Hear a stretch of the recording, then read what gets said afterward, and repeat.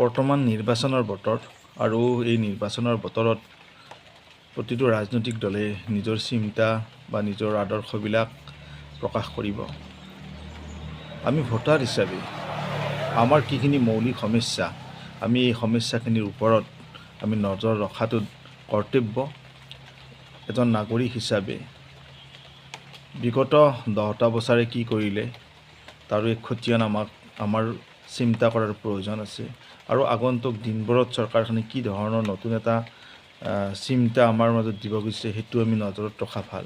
আৰু যিসকল বিৰোধী দল আছে সেইসকলে আমাৰ মাজলৈ কি কি নতুন চিন্তা আনিছে বা নতুন কি পৰিকল্পনা আনিছে সেইটো আমি চিন্তা কৰাটো ভাল।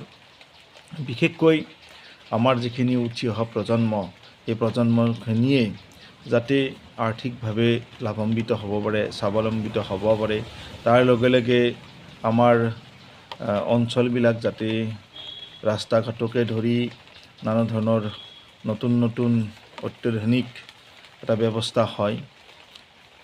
লগতে শিক্ষাই হওক, স্বাস্থ্যই হওক, যাতে নতুনত্ব আহে।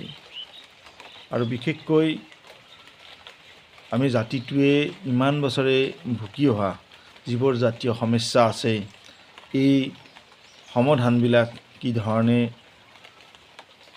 হয় বা আগন্তুক দিনবোৰৰ চৰকাৰবোৰে এই সমস্যাবিলাক সমাধান কৰে তাৰ প্ৰতিও আমি নজৰ ৰখাটো ভাল।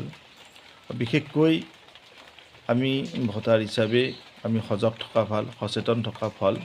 বিশেষকৈ আমি কোনো টকা পইচাতে হওক বা ধৰ্মীয় মেৰুকৰণে হওক এইবোৰৰ মাজত ভুল নগৈ আমি যাতে এক শুদ্ধ চিন্তাৰে বা আমি এক বিবেক ভোট আমি যাতে প্ৰদান কৰোঁ, আমাৰ সেইটোৱে আচলতে প্ৰধান লক্ষ্য আৰু কৰ্তব্য হোৱা উচিত।